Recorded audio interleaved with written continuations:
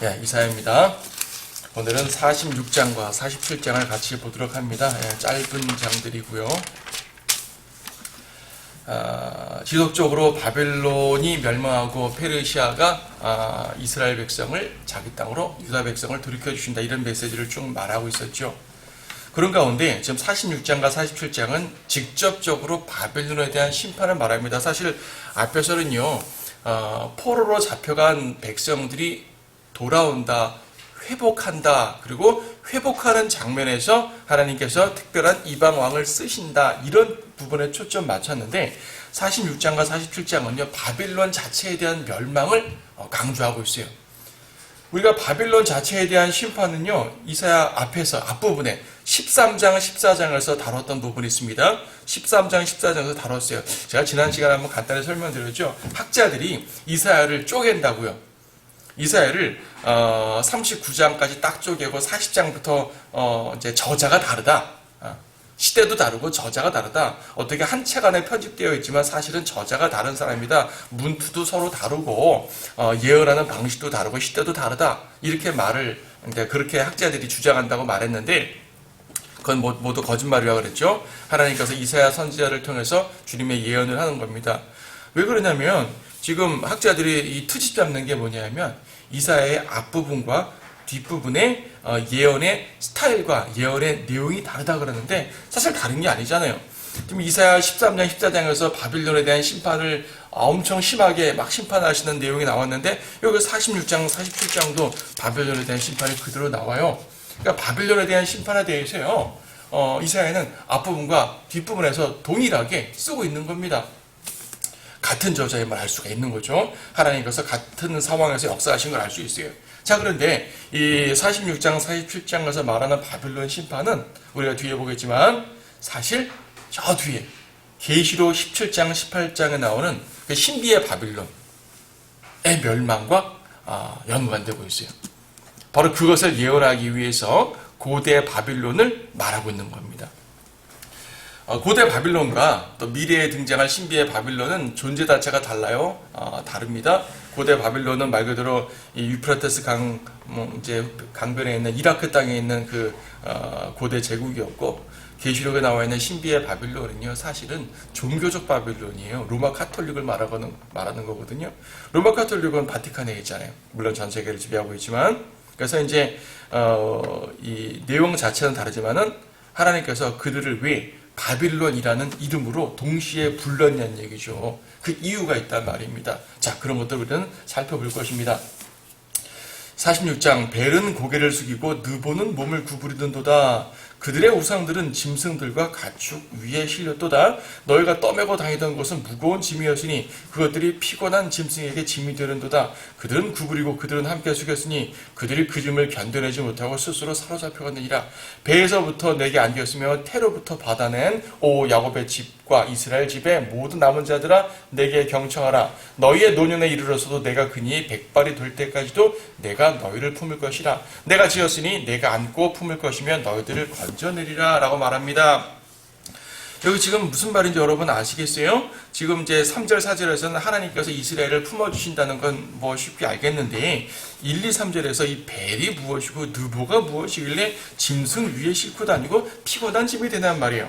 자, 우상이라 그러죠. 우상. 지금 1절에서 벨은 고개를 숙이고 느보는 몸을 구부린도다. 그들의 우상들은 짐승들과 가축 위에 실렸도다 라고 말해요. 이 벨이라는 것은요 바벨론의 최고신 이름이에요. 바벨론의 최고신 이름을 이제 벨이라고 그래요. 보통 이제 그들의 언어는 마르둑 그러는데 이 말을 이제 벨이라고도 불렀어요. 이 신 이름을. 느보는 뭐냐면은 벨의 아들이라 그래요. 벨의 아들. 그러니까 그들의 신화 속의 인물들입니다. 신들입니다. 그들이 말하는 최고신들이죠. 최고신들. 근데요, 아무리 최고신들이라도 그들이 볼 때는 형상으로 존재하잖아요. 목각, 혹은 이제 돌 조각, 혹은 뭐 금붙이, 철 조각, 이러한 조각으로 등장합니다. 그런데 여기 벨은 고개를 숙이고 느보는 몸을 구부린답니다. 그들의 신들은 다 아무것도 아니고 이제 무너진단 말이죠. 근데 뭐 보게 되면 표현이 뭐냐면 짐승들과 가축 위에 실렸다 그래요. 신상들이 짐승 위와 가축 위에 실렸단 말은 뭐냐면 옮겨진단 말이잖아요. 그러니까 이제 수레에 싣고 신들을 옮긴다는 얘기입니다. 신들을 옮기는 건 두 가지 의미가 있는데, 하나는 그들의 종교 축제 때 신상들을 신고 퍼레이드를 합니다. 그럼 사람들이 거기에 이제 경배하고 축제하고 할 거 아니겠어요? 왜 이방인들 가운데 그런 거 많잖아요. 종교 축제하면서 막 카니발 축제 같이 자기들의 신상을 놓고 막 행진을 하는 거예요. 예. 근데 그 신이라는 것은 짐승들이 지고 가는 피곤한 짐에 불과하다는 얘기죠. 또 언제 짐에 실렸냐면 이제 바빌론이 멸망하고 이방인들이 바빌론을 차지했을 때 이제 탈취물로 가져가기도 합니다. 탈취물로 신상을 가져가요. 왜 신상을 가져가냐면 이제 신상을 가져갈 때 우리가 너네 신을 이겼다라는 그러한 이제 정복자의 그 선포도 되는 거지만, 보통 신들에는 금이잖아요. 금을 입혔잖아요. 재산 가치가 있다고요. 그래서 훔쳐가는 거예요. 어쨌든 퍼레이드를 하는 모습이든 훔쳐가는 모습이든 탈취해가는 모습이든 그 신들은 옮겨질 때에 자기 스스로 걷지도 못하고 짐승들에게 수레에 실려서 옮겨가는 존재라는 얘기죠. 스스로 할 수 있는 것이 아무것도 없는 존재입니다. 옮겨갈 때 짐승들은 피곤한 짐승에게 짐이 됐다고 그러잖아요. 무거운 짐입니다. 그들의 신상은 이방의 신들은요, 무거운 짐이에요. 백성들에게 무거운 짐이에요. 짐승들에게까지도 짐일 뿐입니다. 그런데요, 하나님께서는 놀랍게 대조를 해 놓으셨어요. 1, 2, 3절에서는요, 짐승들이, 즉 사람들이 그들의 신을 옮기죠. 근데 3, 4절에서는 우리 하나님은요, 하나님께서 백성들을 옮기시는 거예요. 배에서부터 내가 안겼어. 배에서 안겼다는 얘기, 이제 배로 낳았다는 얘기, 그 말이거든요. 그러니까 태어날 때부터 하나님께서 안았다 이거죠. 배에서부터 내게 안겼으며 태로부터 받아낸, 그렇죠. 4절에서도 백발이 될 때까지도 내가 너를 품을 것이다. 품는다. 안고 가는 거잖아요. 엄마가 아이를 안고 가듯이 하나님께서 백성들을 안고 가는 거예요. 이방 신들은요, 사람이 신들을 안고 가는데, 우리 하나님은 하나님께서 백성들을 안고 가시는 거예요. 주체가 다르죠. 자, 안는다는 말은 뭐냐면, 안는 존재는 보호하는 자고 안긴 존재는 보호받는 자죠. 그렇죠? 예. 아이는 보호받는 존재고 어머니는 보호하는 존재입니다. 하나님께서 안는다면 하나님께서 보호하시는 존재인 거예요. 이방 신들은요, 사람이 안았기 때문에 사람이 신을 보호하는 존재인 것이고, 우리 하나님께서는 하나님께서 백성들을 보호하시는 분이라는 사실입니다.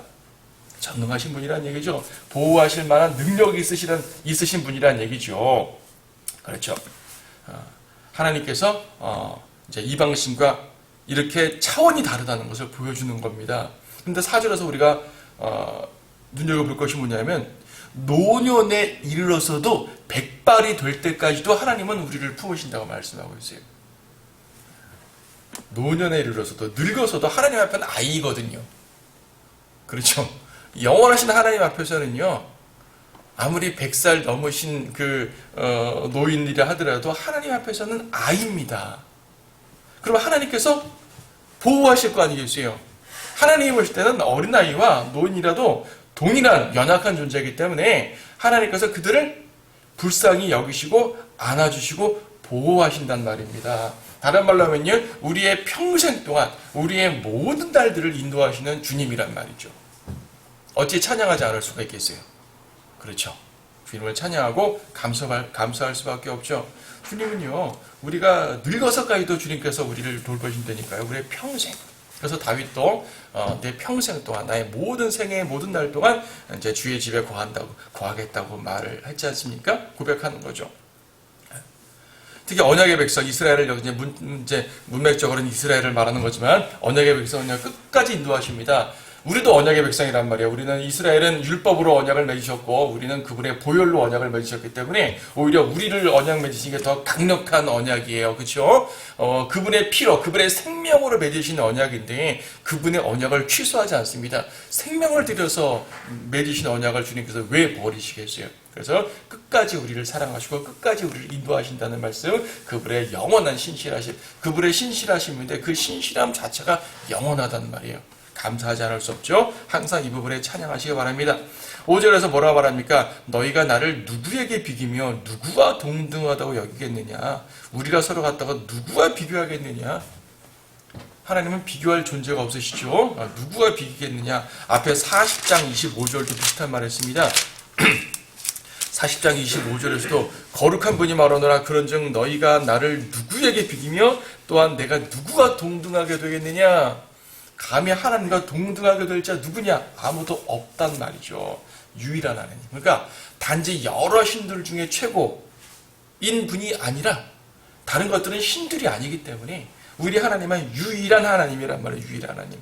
우상들은 아무것도 할 수 없다는 거 6절 7절 앞에서 계속 우상들이 아무것도 할 수 없다는 말 여기 다시 한번 반복합니다. 그들이 주머니에서 금을 쏟아내고 저울에다 은을 달아 금세공장에게 일을 시켰고 그가 그것으로 신을 만드니 정녕 그들이 엎드려 경배하는도다. 그들이 그를 어깨에 메고 옮겨 그의 처소에 세워놓으니 그가 서 있고 그의 처소에서 움직이지 못하리라. 실로 사람이 그에게 울부짖으나 그는 대답하지도 못하고 고난에서 그를 구원하지도 못하리라. 자, 이 방신들 아무것도 할 수 없다는 말 다시 한번 강조하는 거죠. 자, 9절에 보게 되면요. 너희는 오래된 이전 일들을 기억하라 라고 말합니다. 오래된 이전 일들을 기억하라. 나는 하나님이요 다른 이는 없느니라. 나는 하나님이요 나 같은 이가 없느니라. 네. 오래된 이전 일들을 기억하래요. 앞에서 보게 되면 예전 일을 기억하지 말라는 말도 있습니다. 약간 어색하게 모순처럼 보이지만 모순이 아닙니다. 여기 보세요. 43장 18절 말씀 보시게 되면 너희는 이전 일들을 기억하지 말며 옛날 일들을 생각하지 말라. 여긴 이전 일들을 기억하지 말라 그랬는데 여기 46장에서는 이전 일들을 기억하라 그랬어요. 이게 무슨 말이에요? 왜 하나님이 이랬다 저랬다 하세요? 그 말이 아니고 43장에서 이전 일을 기억하지 말라는 얘기는 뭐냐면 바로 뒤에 보라 내가 새 일을 행하리니 그러지 않습니까? 하나님께서 더 놀라운 일을 행할 것이기 때문에 하나님의 날마다 새롭게 하시는 그분의 놀라운 새 일 앞에서 이전 것들은 생각이 안 날 거란 말이에요. 주님의 도우심이 워낙 놀랍고 새롭게 계속 펼쳐지니까 옛날 거 생각할 이유가 없겠죠. 그런 말이고 그런 문맥적인 말이고 46장에서 이전 일을 기억하란 말은 뭐냐면 이전에 약속한 것들이 성취되는 것을 확인해 보라 이거예요. 그렇다면 미래에 아직 이루어지지 않은 것도 이루어질 것이라고 믿을 수 있지 않겠냔 말이죠. 그게 10절에 나오지 않습니까? 내가 처음부터 그 끝을 선포하고 아직도 이루어지지 않은 일들, 아직 이루어지지 않은 일들, 미래 일들 옛날부터 선포하고 말하기를 나의 계획이 확고하리니 내가 나의 모든 기뻐하는 일을 행하리라 라고 말씀하십니다. 우리 지난 시간에 그리스도의 생애 다룰 때도 예수님의 예언에 대해서 간단히 설명드린 바가 있지만요. 미래의 일은 우리가 믿을 수 없잖아요. 솔직히 이루어져 봐야지 알지 이루어지지 않고 우리가 어떻게 믿어요? 그렇죠? 그런데 그 예언하신 분의 과거 다른 예언들을 보니 확실하게 이루어졌더라. 이것이 확실하게 되면은 미래의 일도 이룰 수가 있는 거지. 이루어진다고 믿을 수 있는 거 아니겠어요? 그 예언하신 분, 선포하신 분, 하나님께서 그 선포하셨는데 그 선포하신 분의 말씀이 정말 100% 확실했다고요. 과거의 상황들을 보니까 주님이 모두 성취해 주셨다는 얘기죠. 그럼 미래를 믿지 못할 이유가 없죠. 구약 성경에 예수님의 초림에 대한 예언들이 100% 이루어졌어요. 문자 그대로 이루어졌어요. 그러면 재림에 대한 예언들, 아직 이루어지지 않은 재림에 대한 예언들 이루어진다고 믿을 수 있지 않겠어요? 그래서 성경은 예언이 중요하다. 예언이라는 것은 하나님께서 선포하신 거다 이거예요. 선지자들은 하나님 말씀을 전달하는 것 뿐이겠지만 어쨌든 선지자들도 하나님의 말씀을 와서 예언을 하는 거죠. 미래를 선포하는 거죠. 이사야의 예언을 누구라도 믿을 수밖에 없는 것은 이사야의 예언들이 다 성취가 됐잖아요. 그러므로 앞으로 이루어질 이사야 나머지 예언들도 이루어진다고 믿는 거죠. 하나님께서 선포하신 말씀들이기 때문에 그렇습니다. 자, 11절 보세요. 내가 동쪽에서 굶주린 새를 부르고 먼 나라로부터 나의 계획을 집행할 사람을 부를 것이다. 지금 바벨론 멸망과 연관된 말입니다. 46장 1절부터 바벨론의 신들을 무너뜨렸잖아요. 바벨론의 신들을 무너뜨렸다는 말이 바벨론을 멸망시킨다는 말입니다.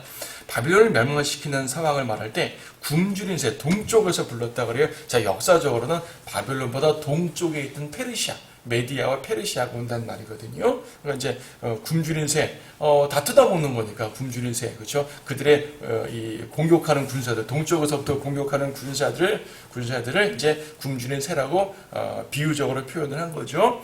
나의 계획을 집행할 사람, 나의 계획을 집행할 사람. 우리 45장 1절에서 코레스라는 인물을 봤단 말이에요. 하나님께서 그분의 계획을 집행할 사람을 다 세워 놓으셨어요.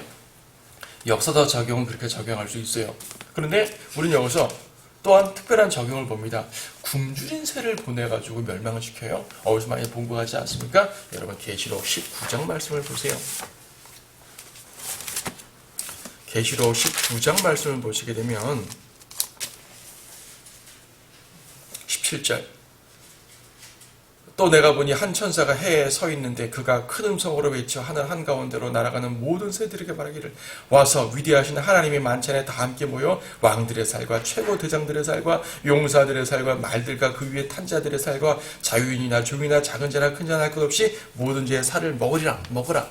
새들에게 만찬을 허락하는 겁니다. 왜 새들에게 만찬을 허락하죠? 다 죽으니까. 새들 보러 와서 먹으라는 얘기입니다. 엄청난 살력이죠. 이게 뭐예요? 아마겟돈 전쟁입니다.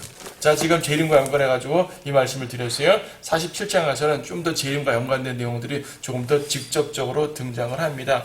그래서요, 12절 13절에서는 하나님께서 이스라엘 백성들에게 회개를 촉구하시는 거예요. 내가 이렇게 위대한 일을 행할 것이니까 너희들은 돌아오라. 너희 마음이 완악하여 의에서 멀리 떠난 자들아 내게 경청하라. 그냥 바빌론 포로 멀리 쫓겨난 자들이 돌아오라, 물리적 돌아오라 말이 아니라 그들의 마음을 돌이키란 말 아니겠어요? 그러니까 회개란 말이죠. 내가 나의 의를 가까이 가져오리니 그리 멀리 있지 않을 것이라. 내 구원이 지체하지 아니할 것이며 내가 나의 영광 이스라엘을 위하여 시온의 구원을 두리라. 시온의 구원을 둔다 그래요. 시온에 주님의 의를 가져온다 그러죠. 이건 세 가지로 적용할 수 있습니다. 일단 이스라엘 백성이 돌아온다. 시온은 예루살렘이니까 예루살렘으로 돌아온다라는 말이기도 하지만은 예수님의 초림에도 적용됩니다. 십자가에서 시온은 예루살렘이잖아요. 예수님께서 예루살렘에서 사역하셨고 예루살렘에서 구원을 받으셨고 물론 십자가 자체는 성 밖에서 죽으시긴 했지만 큰 틀에서 예루살렘이죠. 시온에서 이루신 놀라운 일입니다. 시온에서 이루신 놀라운 구원입니다. 십자가의 구원으로 말미암아 주님은 하나님의 의를 우리에게 주셨죠. 우리의 죄를 가져가시고 하나님의 의를 주셨습니다. 시온에서 이루신 그분의 놀라운 구원이 우리는 정말로 찬양할 수밖에 없는 거죠. 그런가 하면 이 구절은 재림 때 시온, 즉 예루살렘에서 주님이 예루살렘으로 재림하시고 예루살렘에서 왕이 되심으로써 이스라엘 백성을 온전하게 구속하시고요. 그 온 세상을 그분의 의로운 왕국으로 차지하신다는 말씀도 돼요. 자, 한 구절이 다양하게 이제 적용이 됐죠. 중요한 게 뭐라고요? 하나님께서 그분의 능력으로 이방을 책망하시고 그분의 위대함을 드러낸다는 말입니다. 그런 과정에서 이방의 신들은 아무것도 아님을 선포하는 것이고요. 그분의 전능하심이 나타나는 것이고요. 특별히 그러한 상황이 바빌론 멸망의 포인트를 맞추고 있습니다. 47장 내려와 티끌 속에 앉으라. 오 바빌론의 처녀 따라 땅에 앉으라. 오 칼데아인들에 따라 거기에는 보좌가 없도다. 이는 내가 다시는 부드럽고 우아하다고 칭함을 받지 못할 것입니다. 맷돌을 가지다가 곡식을 갈며 머리카락을 덮지 말고 다리를 걷고 허벅지를 드러내어 강들을 건너라. 내 벌거벗음이 드러나며 정녕 내 수치가 보이리라. 내가 복수하리니 내가 너를 사람으로 대하지 아니하리라. 우리의 구속주로 말하면 그의 이름이 만군의 주시여 이스라엘의 거룩한 분이시니라. 오 칼데아인들에 따라 너는 조용히 앉고 어둠 속으로 들어가라. 이는 내가 더 이상 왕국들의 귀부인이라고 칭함을 받지 못할 것임이라. 자, 바벨론에 대한 언급을 직접 하십니다. 내려와 티끌 속에 앉으라 그래요. 이거는요, 높은 권세에 있는 그 왕이 티끌 속에 내려온다는 얘기는 완전히 몰락한다는 말 아니겠어요? 여러분, 바벨론이 엄청 화려했어요. 지금 이라크에 가게 되면 별로 화려한 것 같지 않지만, 이제 고고학자들이 이라크 바빌론 고대 유적들을 발굴하는데 이미 많이 발굴되어 있죠. 고대 바빌론 도성이 나오거든요. 고대 바빌론 도성이 나오는데 엄청나게 화려하고요. 물론 지금은 흙속에 갇혀 있었기 때문에 뭐 화려하지 않은 것 같지만 거기에 나오는 유물들을 보게 되면 화려한 걸 알죠. 지금도 여러분 사진, 뭐 자료 사진에서 많이 볼 거예요. 이슈타르 문이라 그래가지고 거기 각종 동물들이 새겨져 있는 그런 문이 있는데 엄청 화려하거든요. 당시에 바벨론이 얼마나 위대했다는 것을 보여줍니다. 도저히 발굴하지 못하는 유물들도 몇 개 나와요. 기록에 있는데 나와 있지 못한 유물들도 많이 있거든요. 그러니까 이제 고고학자들은 그런 것들 발굴하려고 하겠죠. 자, 고대 바벨론은 엄청 화려했다 그래요. 다니엘서에 보더라도 느부갓네살의 바벨론은 정말 화려했었어요. 그런데 그러한 화려한 모습이 다 티끌 속에 내려앉는다는 말이죠. 멸망한다는 말입니다. 여기서 보게 되면요, 바벨론의 처녀딸, 칼데아인의 딸, 오히려도 귀부인 이런 여성의 모습으로 등장한 묘사를 하고 있어요. 이스라엘도 예루살렘의 딸이라든지 여성으로 묘사를 합니다. 교회도 여인으로 묘사하잖아요. 그렇죠. 성경에서 여인으로 묘사하는 존재들이 종종 나옵니다. 근데 여인으로 묘사할 때 교회 같은 경우는 그분의 신부로서의 여인의 모습이죠. 그렇죠. 신부로서의 여인의 모습이고 또 이스라엘도요. 이스라엘은 주님의 딸, 주님의 백성이라는 개념의 여인의 모습이지만 또 이제 이사야나 호사야에서는 이스라엘도 하나님의 신부라는 또 개념도 등장합니다. 그래서 여인의 모습이 정상적이에요. 바빌론을 여인으로 묘사하는 것은 왜 여인으로 묘사하냐면은 이 경우는 나쁜 여인으로 묘사되는 겁니다. 말하자면 창녀예요. 비참한 여인이고요. 악한 여인이고요. 그렇게 이제 묘사가 되는 겁니다. 지금 여기서도 보게 되면 5절에서는 귀부인이라고 스스로를 나는 왕국들의 귀부인이야 라고 말하죠. 7절도 말하기를 내가 영원히 귀부인이 되리라 하여 이런 것들을 내 마음에 두지도 아니하였고 그것에 제일 것도 기억하지 아니하였도다 하는데 8절 그러므로 이제 이것을 들으라 활라가 내어준 너는 태평하게 살며 마음속에 말하기를 나뿐이라 나 외에 다른 이가 없도다 나는 과부로 주저앉지도 않을 것이며 자녀를 잃어버린 일도 모르리라 하는도다. 그러나 한날 한순간에 이 두 가지 일 즉 자녀를 잃는 일과 과부되는 일이 내게 임하리라 라고 말하잖아요. 멸망하는 겁니다. 귀부인이 되려고 하지만 과부가 되어버려요. 영화로운 여인으로 자신을 드러내고 싶으면 비참한 여인이 됩니다. 1절에서 뭐라 그랬어요? 우아하다 그랬죠. 과거에 부드럽고 우아하다고 칭함받는 존재였는데 더 이상 다시는 부드럽고 우아하다고 칭함받지 못한다는 얘기죠. 2절 3절에 보게 되면 수치를 드러낼 수밖에 없는 상황이 되어버렸어요. 우아한 여인이 수치스러운 여인이 됩니다. 자, 이 말을요, 여인이고 바빌론이고 왕국들의 귀부인 이런 표현이 있었으니까 이 표현과 가장 적절한 상황이 바로 계시록 17장을 봐야 됩니다. 여러분 계시록 17장 이사야에다가 이제 빨간 줄 껴놓고 계시록 17장에다 노란 줄 껴놓고 왔다 갔다 하면서 보세요. 계시록 17장 5절에 보게 되면은 그녀의 이마에 한 이름이 기록되어 있는데 신비라 큰 바빌론이라 땅의 창녀들과 가져온 것들이 엄이라 그렇습니다. 신비라 큰 바빌론이라 땅의 창녀들과 가져온 것들이 엄이다. 그렇죠. 그러니까 창녀라는 것은 가짜 아내인 거죠. 가짜 아내. 그러니까요, 교회가 그리스도의 아내잖아요. 근데 교회를 사칭한 존재가 가짜 아내인 거라고요. 교회를 사칭한 존재가 가짜 아내인데 그게 창녀인데 그게 바로 가짜 교회가 누구냐면 로마 카톨릭인 거죠.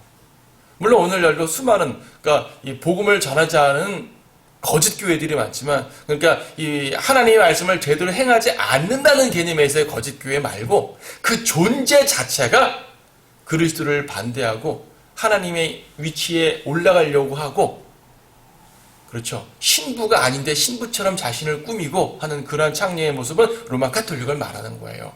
다만 오늘날 수많은 교회들이 카톨릭의 침합폭에 휩싸여가지고 그들과 연합하는 것이 문제가 되는 거죠. 직접적으로는 로마 카톨릭을 말한다고 볼 수가 있습니다. 그러니까 마지막 대환란 때 지금도 로마 카톨릭이 세력을 점점 확장해 나가고 있지만 마지막 대환란 때는 그 모습이 이제 구체적으로 적그리스도와 연합하는 가운데 무엇인가를 행하게 될 겁니다. 자, 17장 1절도 그러잖아요. 계시록 이리 오라 많은 물 위에 앉은 그 큰 창녀의 심판을 내게 보여주리라 라고 말합니다. 창녀란 말을 썼습니다. 2절 땅의 왕들도 그녀와 더불어 음행하였고 라고 말하는 거죠. 자, 이 큰 이 음녀, 창녀, 바빌론, 신비의 바빌론이죠. 그러니까 지금 어디에요? 이사야에서 수치를 당한다고 말하는 것이 이 왕국들의 귀부인같이 보였던 그 여왕, 지금 계시록 18장 7절 말씀 보면 나오죠. 그녀가 자신을 영화롭게 하고 즐기며 산 만큼 그녀에게 고통과 슬픔을 주라. 이는 그녀가 말하기를 나는 여왕으로 앉아있고 과부가 아니로다. 지금 이사야서 47장에서는 뭐라 그랬어요? 내가 영원히 귀부인이 되고 과부가 되지 않으리라 라고 말했잖아요. 비슷한 말씀이죠. 이사야서는 왕국들의 귀부인이라고 스스로를 칭하지만은 과부로 전락해버렸어요. 비참하게 되었어요. 지금 요한계시록 18장은 왕국들의 귀부인이라는 말을 아예 여왕이라는 말로 승격해서 말하는 겁니다. 같은 개념으로 말하는 거예요. 같은 존재인 거죠. 그러니까 과거의 고대 바빌론은 미래의 바빌론의 하나의 예표일 뿐입니다. 미래의 바빌론은 고대 바빌론을 통해서 등장하려는 또 하나의 사탄의 세력인 것이죠. 그래서 하나님께서는 이 둘을 같은 관점으로 심판하시고 같은 관점으로 그 몰락을 예언하심으로써 하나님의 위대한 뜻을 나타내 보이시고 그 원수의 멸망을 보여주시는 겁니다. 자, 계시록 좀 더 봐요. 18장 9절 말씀에서 그녀와 더불어 행음하고 즐기며 살던 땅의 왕들이 그녀가 불에 타는 연기를 볼 때 그녀로 인하여 울며 애곡하리니. 자, 카톨릭과 더불어 음행했다는 말은 여기서 실제적 음행이라기보다도 카톨릭의 거짓 교리에 취해서 함께 그들과 연합했던 세상의 교회들, 세상의 왕들, 세상의 국가들, 그리고 세상의 모든 정치, 경제, 모든 권력가들을 다 포함하는 말들입니다. 그렇죠. 그래서 이제 아까 47장, 이사야 47장에서도 벌거벗고서 수치스럽게 된다 그랬죠. 벌거벗고서 수치스럽게 된다. 계시록 17장 16절에서 내가 그 짐승에게서 본 열불은 그 창녀를 증오하며 그녀를 패망시키고 벌거벗기며 그녀의 살을 먹고 그녀를 불러 태우리라. 완전히 몰락하는 것을 보여주죠. 창녀가 창녀답게 멸망하는 겁니다. 로마 카톨릭의 멸망이죠. 로마 카톨릭은 적그리스도의 세력이고요. 세상을 지금도 통치하려는 조직, 과거 중세시대 때 실제로 세상을 통치하였고 지금도 다양한 음모로서 세상을 통치하려고 이제 그의 세력을 확장시키고 있고, 대환란 때는 적그리스도와 이제 하나된 세력 가운데서 직접적으로 무엇인가를 할 것이고 그런 것입니다.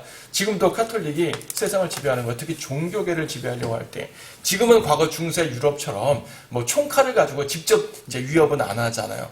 대신 무엇 하냐면은 개신교인들을, 그러니까 이제 그 수많은 교회들을 자기들의 밑으로 집어넣는 거죠. 그게 뭐예요? 에큐메니칼 연합이란 말이에요.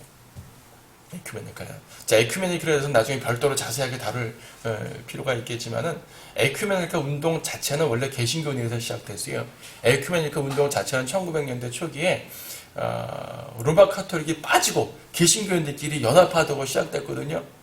근데 사실 로마 카톨릭이 빠진다고 빠진 게 아니죠. 뒤에서 조종을 하고 있는 거죠. 그래서 카톨릭의 치마폭으로 다시 들어가려고 하는 그런 모습입니다. 교황의 치마폭으로 들어가려는 것이죠. 그렇게 해서 이제 교황은 세상을 지배하려고 합니다. 지금 다시 이제 이사야 47장으로 와서요. 9절 말씀 보시게 되면은, 그러나 한날 한순간에 이 두 가지 일이 일어난다. 바빌론의 패망은 한순간에 이루어진다라고 말하죠. 한순간 갑작스럽게 이루어집니다. 급하게 멸망됩니다. 갑작스럽게 멸망, 갑작스러운 멸망. 여러분 거기 이제 여러분 다니엘 5장 30절 말씀 잠깐 보세요. 다니엘 5장 30절 말씀. 다니엘 5장 30절은 바빌론이 멸망하는 장면입니다. 다니엘 5장, 지금 다니엘을 다 설명할 수도 없겠지만 다니엘 5장은요, 바빌론의 벨사살 왕이 이제 그 제국의 모든 귀족들을 모아놓고 1,000명을 불러놓고 술 잔치를 벌이는 장면이거든요. 근데 5장 30절, 그날 밤 칼데아인들의 왕 벨사살이 죽임을 당한다 그래요. 그리고 메디아인 다리오가 그 왕국을 취하니라고 말합니다. 멸망하는 날까지 잔치를 벌였어요. 여러분 생각해 보세요. 잔치를 벌이다가도 밖에 그러니까 이제 바벨론 도성 밖에 포위가 된 상태입니다. 메데 페르시아군이 꽉 포위를 하고 막 쳐들어오려는 상황인데 안에서 잔치를 벌이는 거예요. 그러니까 이 도성은 막강하다고 믿었겠죠. 보통 그러지 않죠. 아무리 도성이 막강해도 밖에서 위협을 하면은 경계태세를 취해야 될 거 아니겠어요. 그러니까 열심히 싸우다가 멸망하였더라. 뭐 그러면 좀 그럴 수 있어요. 남자답게 싸우다 죽었다. 그럴 수 있잖아요. 그것이 아니라 술 취해 있다가 죽어버리는 겁니다. 마지막까지 이렇게 갑작스럽게 하루 한날 갑작스럽게 멸망했어요. 역사도 바벨론도 그렇게 멸망했거든요. 마지막 바벨론도 그렇게 멸망할 겁니다. 우리 계시록 어디에요? 18장 8절 말씀 보시게 되면은 이로 인하여 그녀의 재앙들이 하루 만에 닥치리니 갑작스럽게 멸망합니다. 주님께서 재림하시게 되면 한꺼번에 멸망할 존재들이 한둘이겠어요. 어디? 멸망합니다. 자, 다시 이사야로 올라와요. 47장 10절을 보게 되면 이는 내가 내 사악함을 의지하고 말하기를 나를 보는 자가 없다 하였습니다. 내 지혜와 내 지식이 너를 패하게 하였으니 내가 내 마음속에 말하기를 나뿐이라 나 외에는 다른 이가 없도다 하였습니다. 그러므로 악이 내게 임하여도 너는 그것이 어디서 일어나는지 모를 것이며 재앙이 내게 닥칠 것이나 너는 그것을 제거하지 못하겠고 또 파멸이 내게 갑자기 임하여도 너는 그것을 알지 못하리라. 이것도 갑자기라 말했잖아요.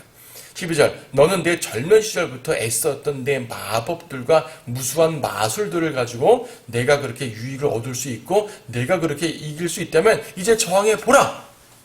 너는 너의 많은 계획 가운데서 피곤하게 되었도다. 이제 점성가들과 별을 보는 자들과 매달 징조를 예언하는 자를 일으켜서 내게 일어날 일들로부터 너를 구원하게 하라. 자, 고대 메소포타미아 바빌론의 점성술은 옛날부터 유명했어요.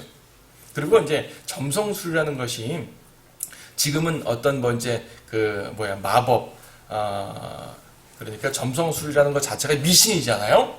근데 당시에 점성술은 천문학과 결합이 되어 있어서 그러니까 천문학의 영역과 점성술의 영역이 지금은 분리되어 있지만 당시엔 분리되지 않았어요. 그러니까 점성술사들 하게 되면 천문학자기도 해요. 고대 천문학자들은 때를 살피는데 아주 이제 유익하기 때문에 고대 현자들, 지혜로운 자들이라 불렸죠. 그래서요, 좀 이제 10절에 보는 것처럼 10절에 내 지혜와 내 지식이 너를 폐역하겠다 그랬지 않습니까? 그들의 지혜가 뭐예요? 점성가들로 대표되는 지혜입니다. 점성가들, 마술사들로 대표되는 지혜예요. 그 지혜가 얼마나 무익했는지 우리는 다니엘 2장을 통해서 확실하게 알 수 있어요. 다니엘 2장에 보게 되면 느부갓네살 왕이 꿈을 꾸고 꿈의 내용까지 까먹어 버려가지고 제국의 모든 현자들을 다 불러놓고 자 알아맞혀보라 라고 말했지 않습니까? 다니엘 2장 2절 그때 왕이 마술사들과 점성가들과 점쟁이들과 칼데아인들을 불러오도록 명하였으니 이는 왕에게 그의 꿈들을 알게 하려는 것이었더라. 그러므로 그들이 왕 앞에 섰더라. 자 모두 불러드렸어요. 자 알아맞혀보라. 아무도 몰라요. 아무도 못했잖아요. 그래서 왕이 화가 나서 다 죽이려고 했단 말입니다. 그런데 그 자리에 참석하지 않았던 다니엘이 하나님의 영을 힘입어서 그 꿈을 풀어주고 인류 역사 미래에 대한 위대한 예언을 해주는 거예요. 누가 했어요? 하나님 하셨죠. 고대 바빌론 점성술사들, 고대 바빌론 천문학자들, 고대 바빌론 현자들 했습니까? 못하죠.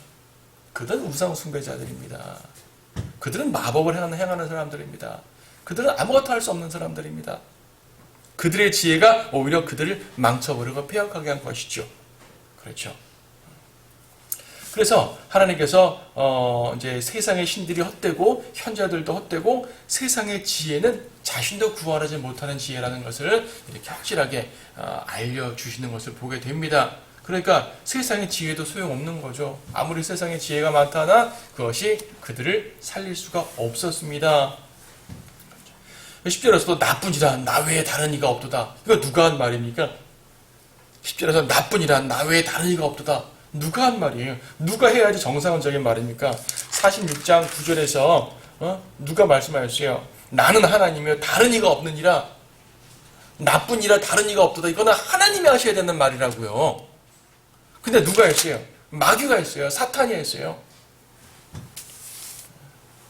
이사야 14장에 보게 되면 루시퍼가, 그렇죠, 내가 하나님의 회중 위로 올라가서, 하나님의 별도 위로 올라가서 내가 하나님처럼 되리라, 내가 지극히 높으신 분처럼 되리라 그랬단 말입니다. 교만한 모습이죠. 교만한 모습. 자신을 하나님의 위치에 끌어올린 존재입니다. 바빌론이 그런 존재입니다. 그래서 멸망하게 되는 거죠. 15절에서 14, 15절 보라, 그들은 그루터기같이 되리니 불이 그들을 사르리라. 그들은 불꽃의 위력에서 자신들을 구해낼 수 없으니 현자들이요, 덮게 하는 숯불도 없고 그 앞에 앉을 불도 없으리라. 그러니까 이방의 신들, 이방의 현자들 다 이렇게 된다는 얘기입니다. 너와 함께 수고했던 자들이 네게 이같이 되리니 곧 내가 젊을 때부터 너와 장사하던 자들이라. 그들은 각기 자기의 처소로 방황하리니 아무도 너를 구해주지 못할 것이라. 자, 바빌론과 함께 했던 자들, 바빌론과 장사했던 자들, 이것을 계시록에서는 그녀와 행음했던 자들이라고 표현을 하는 거죠. 다시 계시록 어디에요? 18장 9절.